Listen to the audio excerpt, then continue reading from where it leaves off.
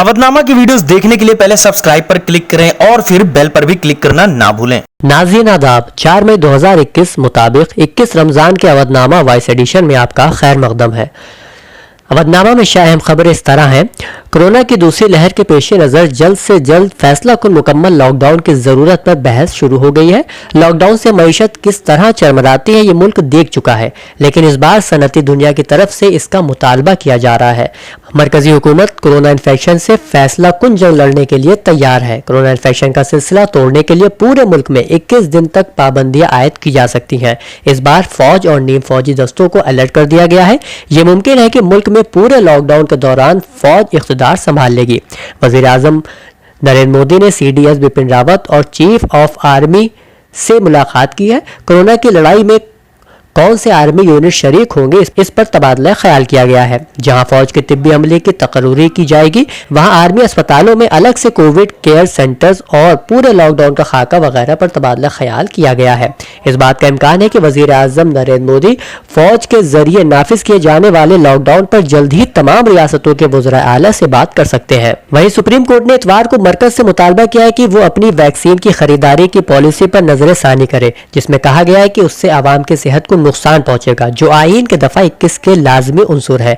वाज़ेह है कि मरकज ने 20 अप्रैल को अपनी वैक्सीन पॉलिसी में तरमीम की थी और कहा था कि वो सिर्फ 50% पैदावार खरीदेगा और वैक्सीन बनाने वालों को 50% बराह रास्त रियासतों और निजी इदारों को ज्यादा कीमतों पर फरोख्त करने की इजाजत देगा। तीनों जस्टिस के बेंच ने मशवरा दिया कि वैक्सीन की खरीदारी को मरकजी हैसियत दी जाए और रियासतों और मरकजी जेर इंतजाम इलाकों में वैक्सीन की तकसीम को यकीनी बनाया जाए। दफा 21 के तहत हक़ जिंदगी के मुताबिक मरकजी हुकूमत को तमाम वैक्सीन खरीदने और टीका साजों के साथ मुनासिब कीमत पर बातचीत करना होगी। उत्तर प्रदेश में कोरोना वायरस की रफ्तार रुक नहीं रही है। पहले से नाफिज कोरोना कर्फ्यू की मुद्दत को बढ़ाने का फैसला लिया गया है।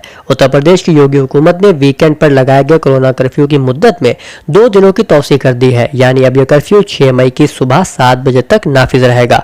फिलहाल ये इंतजाम इसी हफ्ते के लिए किया गया है। देखना यह होगा कि अगले हफ्ते की सूरत हाल को देखते हुए हुकूमत क्या फैसला लेती है। उत्तर प्रदेश के वज़ीर आला योगी आदित्यनाथ ने इतवार के रोज ऐलान किया है कि Uttar Pradesh state roadways transport corporation की बसें अगले 15 दिन तक सिर्फ रियासत के अंदर ही चलेंगी, जबकि यूपी का फिजाई सफर करने वालों के लिए कोविड-19 की नेगेटिव रिपोर्ट लाजमी कर दी गई है। एक आला सतह वर्चुअल इजलास की सदारत करते हुए वज़ीर आला ने अहदेदारों को हिदायत दी कि पंचायत इंतखाबात खत्म होने के बाद देही इलाकों में रियासत गिर मुहिम चलाई जाए ताकि कोविड-19 से मुतासर लोगों की स्क्रीनिंग की जा सके। यूपी हुकूमत ने यहाँ जारी एक बयान में कहा कि यह मुहिम 5 दिन तक जारी रहेगी।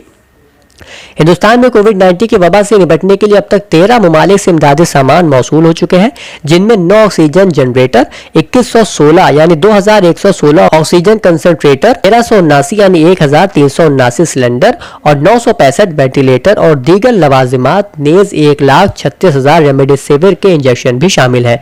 वहीं रूस से तकरीबन 1.5 लाख स्पुतनिक 5 वैक्सीन भेजी गई है। ये इमदादी सामान 27 अप्रैल से इतवार 2 मई तक मौसूल हुए हैं। तृणमूल कांग्रेस की सरबराह ममता बनर्जी 5 मई को तीसरी मरतबा वजारत आला का हलफ लेंगी।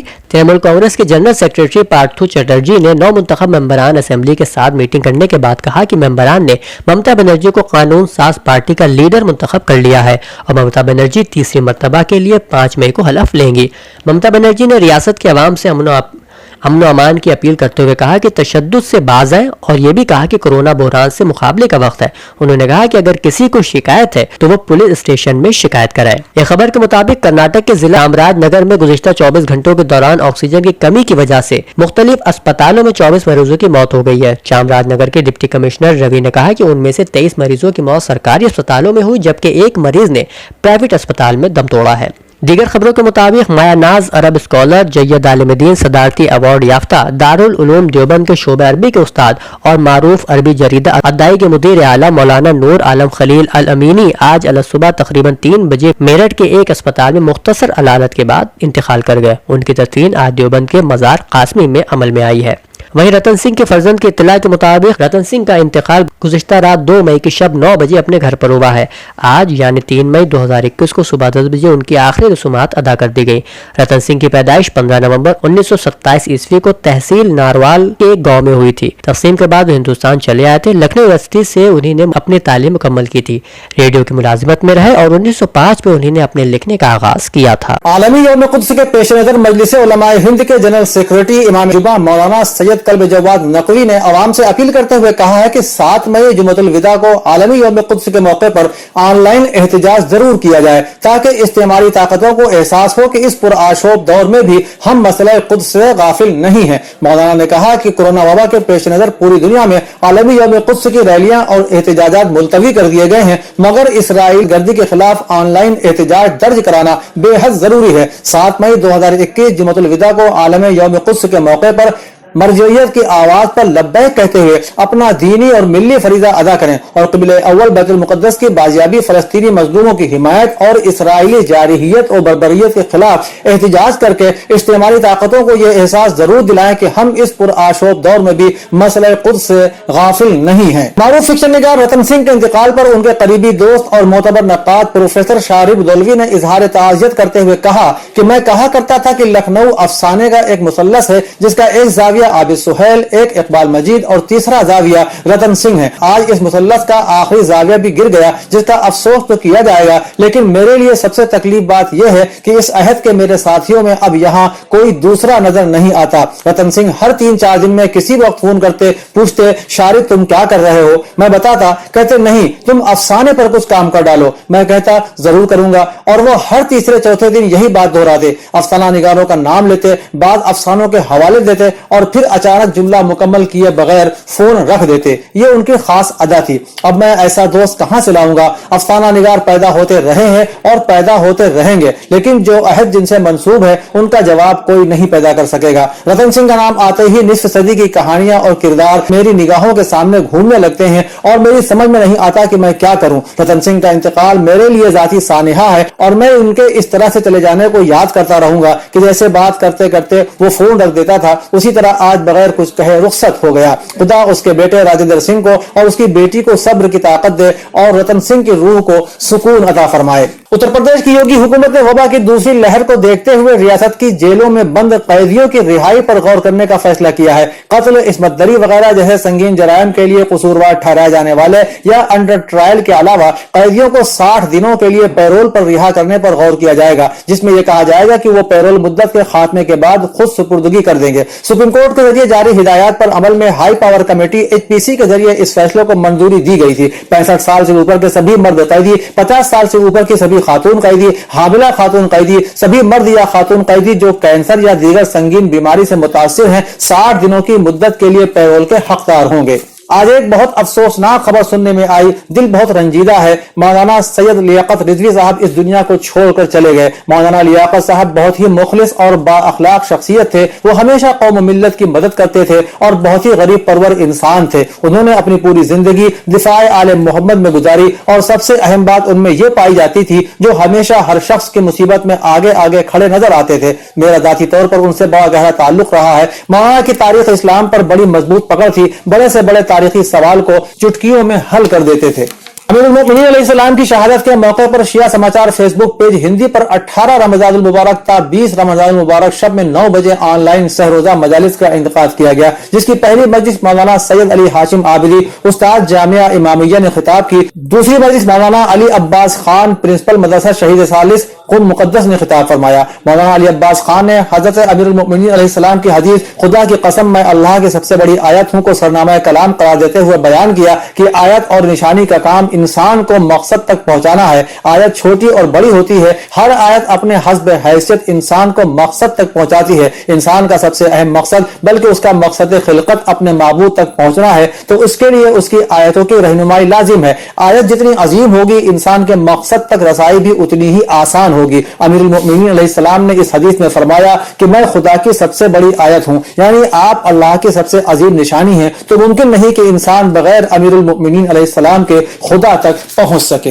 अवधनामा के जहानुमा सफे पर शाये रिपोर्ट के मुताबिक स्पेन के शहर बार्सिलोना में कोरोना के बाइस मुसलमानों को रमजान में रिवायती अंदाज में अफ्तार और इबादत में मुश्किलात का सामना है, लेकिन एक कैथोलिक चर्च ने खुली फजा में मुसलमानों के लिए तमाम सहूलियात फराहम करा दी हैं। रिपोर्ट के मुताबिक catalana association of Moroccan women की सदर फौजिया चेटी शहर में अफ्तार और डिनर का इंतजाम करती थी, लेकिन इंडोर खानों में पाबंदी के बायस उन्हें हवादार और समाजी फासले के मुताबिक मुतबादिल जगह दरकार है। फौजिया की मदद के लिए सेंटा एना के रेक्टर फादर सामने आए, जो मुख्तलिफ अकायद के अफराद को साथ बिठाने को शहरियों की बराबरी के मुतरादिफ समझते हैं। फौजिया का कहना था कि लोग बहुत खुश हैं कि मुसलमान कैथोलिक चर्च में अब अफ्तार कर सकते हैं, क्योंकि मजहब हमें इंतशार के बजाय मुत्तहिद होने की तरगीब देता है।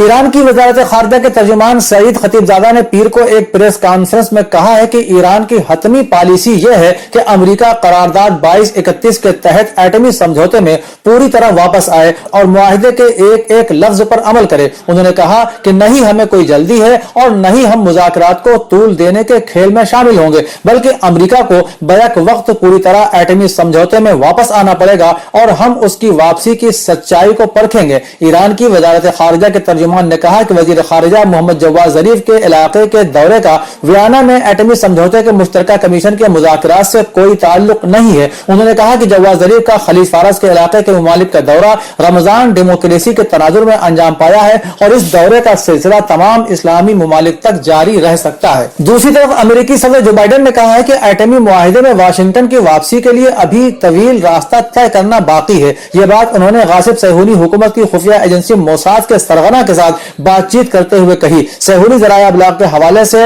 एक्स वेबसाइट की एक रिपोर्ट के मुताबिक अमेरिकी सदर जो बाइडेन ने सहूनी हुकूमत की खुफिया एजेंसी मोसाद के सरबराह यूसी कोहेन को इत्मीनान दिलाया है कि वाशिंगटन आइंदा भी इसराइल के मौक़िफ़ और मफादात को मद्देनजर रखेगा। इस रिपोर्ट के मुताबिक यूसी कोहेन ने भी इस मुलाकात में एटमी मुआहिदे में इस्लाह से पहले अमेरिका की वापसी को एक गलत अक़दाम करार दिया है। कहा जा रहा है कि अमेरिकी सदर और मोसाद के सरबराह के दरमियान यह मुलाकात जुमे की शाम जो बाइडेन से सहूनी हुकूमत के वजीर आज़म बेंजामिन नेतन्याहू की टेलीफोन पर होने वाली गुफ्तगू के बाद अंजाम पाई है। एक्सवेब का कहना है कि बाइडेन और कोहेन के दरमियान यह मुलाकात तकरीबन 1 घंटे तक जारी रही और इसमें इसराइली वफ्द का कोई दूसरा रुकन शामिल नहीं था, जबकि CIA के सरबराह निकोलस ब्रेंज और कौमी सलामती के मुशीर सदर बाइडेन के हमराह मौजूद थे। कौमी सलामती के अमरीकी मुशीर जैक सालिवान ने दावा किया है कि हमारे सिफारतकार आने वाले हफ्तों के दौरान एटमी मुआहिदे में वापसी की गरज से बातचीत का सिलसिला जारी रखेंगे। उन्होंने यह भी दावा किया है कि पाबंदियों के खात्मे के हवाले से इख्तिलाफात बदस्तूर बाकी हैं और उन्हें दूर किए जाने की जरूरत है। बांग्लादेश की हुकूमत ने मुल्क में आलमी वबा कोरोना वायरस के फैलाव को रोकने के लिए लॉकडाउन में 16 मई तक तौसी करने का फैसला किया है। काबीना के सेक्रेटरी के इस्लाम ने पीर के रोज मरकजी सेक्रेटरिएट प्रेस ब्रीफिंग में कहा कि तालाबंदी के दौरान ट्रेन खिदमात भी बंद रहेंगी। 6 मई से हर जिले के अंदर पब्लिक ट्रांसपोर्ट की सर्विस जारी रहेगी, लेकिन इस दौरान जिलों के दरमियान पब्लिक ट्रांसपोर्ट बंद रहेगा। काबीना के सेक्रेटरी ने कहा कि अगर हुक्काम कोरोना से मुताल्लिक रहनुमा हिदायत पर अमल दरामद करने में नाकाम रहते हैं तो हुकूमत बाजारों को भी बंद कर देगी। उन्होंने कहा कि पुलिस, मजिस्ट्रेट और सिटी कारपोरेशन सूरत हाल का जायजा लेते रहेंगे और उसी के मुताबिक कार्रवाई करेंगे। बांग्लादेश की एक और खबर के मुताबिक बांग्लादेश में एक मुसाफिर बाजार कश्ती बहरी जहाज से टकरा जाने की वजह से 30 अफराद के डूब जाने की खबर है। राहत कर्मियों ने इमदादी कामों का आगाज करते हुए 5 अफराद को बहिफाजत निकालकर करीबी अस्पताल मुंतकिल कर दिया है, जबकि अब तक 26 लाशें निकाली जा चुकी हैं। 4 अफराद के अब भी लापता होने का खदशा है, जिसके बायस इमदादी काम जारी है, जबकि लाशों को जरूरी कार्रवाई के बाद उनके लवाहिकीन के हवाले कर दिया जाएगा। शहादत हज़रत अली अलैहिस्सलाम की मुनासिबत से 3 मज़ामीन अवधनामा में शाये हुए हैं। पहला मज़मून अज़मत अली का शहादत इमाम अली और तारीख़ी हक़ाइक़ के उन्वान के साथ शाये हुआ है, जिसमें वो लिखते हैं, जंग सिफ़ीन में हज़रत अली अलैहिस्सलाम की हुक्म अदूली करने के नतीजे में मुसीबत खुर्दा अफराद ने बजाय इसके कि हज़रत अली अलैहिस्सलाम की इताअत व पैरवी करते खुद उनसे ही सफ़ आरा हो गए और अब्दुल्ला बिन वहब के हाथों बैत कर ली और कूफे से नहरवान की जानिब निकल पड़े। रास्ते में बेगुनाहों का कत्ल किया। इमाम ने उनके सामने इत्माम हुज्जत की, मगर वो अपनी ज़िद पर अड़े रहे, जिसके नतीजे में 38 हिजरी में जंग नहरवान वाक़ई हुई। ये मार्का हक़ व बातिल इतना घमसान लड़ा गया कि ख़वारिज में गिनती के 10 भी नहीं बचे और इमाम के सिपाहियों में से 10 से ज़ायद शहीद भी नहीं हुए, जैसा कि इमाम ने पहले ही बाखबर कर दिया था। اب یہ جنگ ہارے ہوئے خوارج عراق واپس لوٹے. انہیں اپنے احباب کے کھو جانے کا غم بار بار ستائے جا رہا تھا. ان کی نگاہوں میں ان سب کے ذمہ دار امام علی علیہ السلام تھے، اس لیے وہ قتل امام کے درپے ہو گئے. دشمنی تو پہلے بھی تھی، لیکن جنگ نہروان کے بعد ان کے انتقامی نظریے میں شدت پیدا ہو گئی. سن 39 ہجری کو ایام حج میں یہ لوگ مکے میں جمع ہوئے. وہاں اپنے مقتول پر آنسو بہائے اور ان کا ماتم کیا. پھر اپنے غصے کی آگ نکالنے پر غور و فکر کرنے لگے.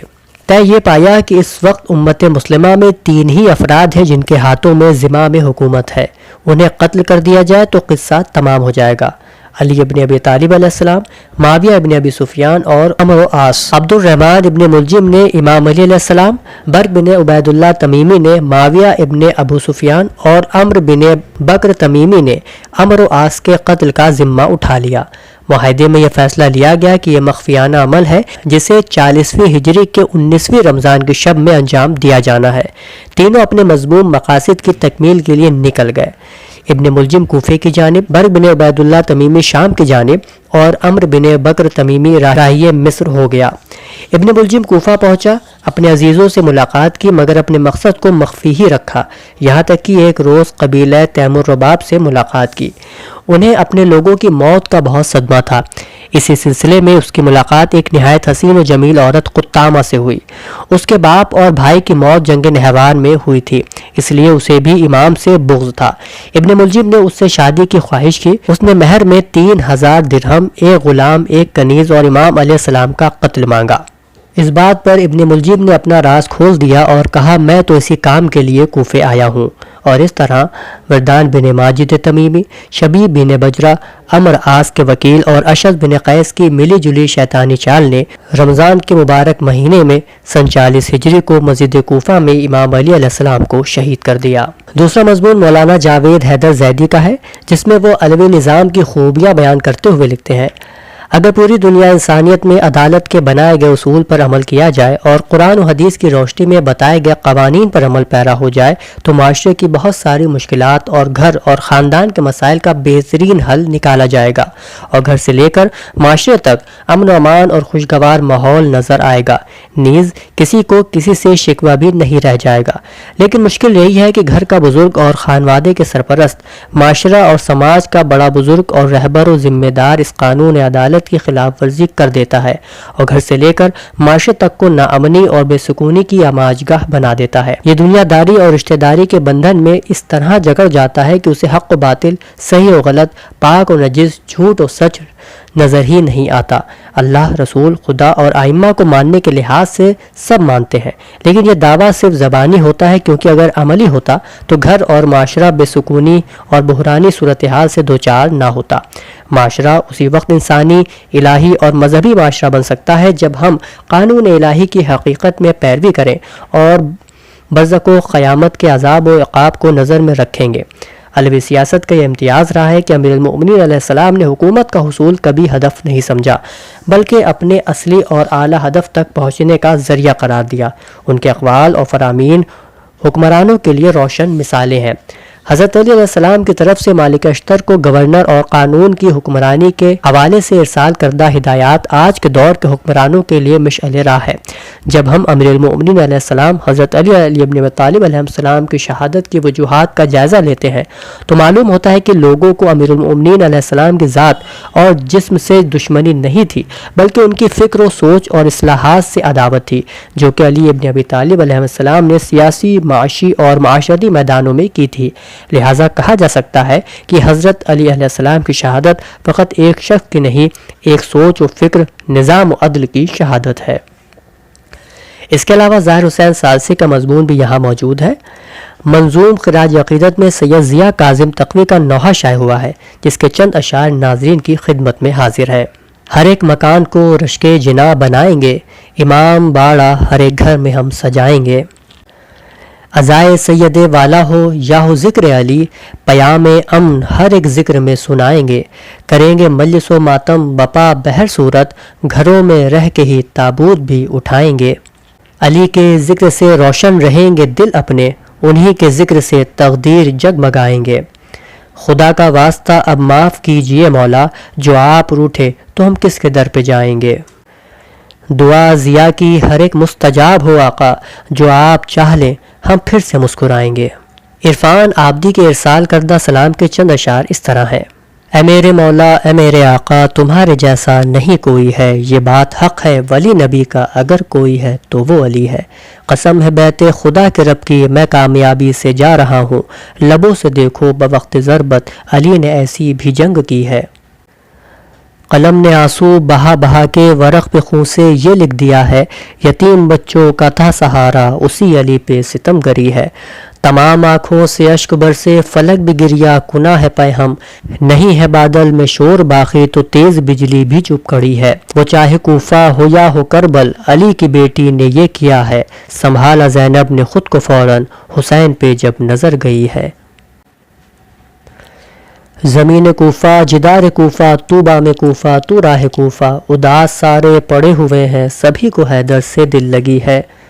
جنازہ گھر سے علی کا نکلا تو بیٹیوں نے سروں کو پیٹا، صحابیوں کی ہے آگ تر تو جری کی ہچکی بندھی ہوئی ہے۔ قلم ہے عرفان کا پریشاں تو غم کا سایہ ہے فکر و فن پر، بیان کرنا سکے گا کوئی علی کی ایسی ہے بے بسی ہے۔ اودھ نامہ میں شائع مضامین کو مکمل طور پر پڑھنے کے لیے اودھ نامہ کی ویب سائٹ www.awadhnama.com پر وزٹ کریں اور ای پیپر پر کلک کریں۔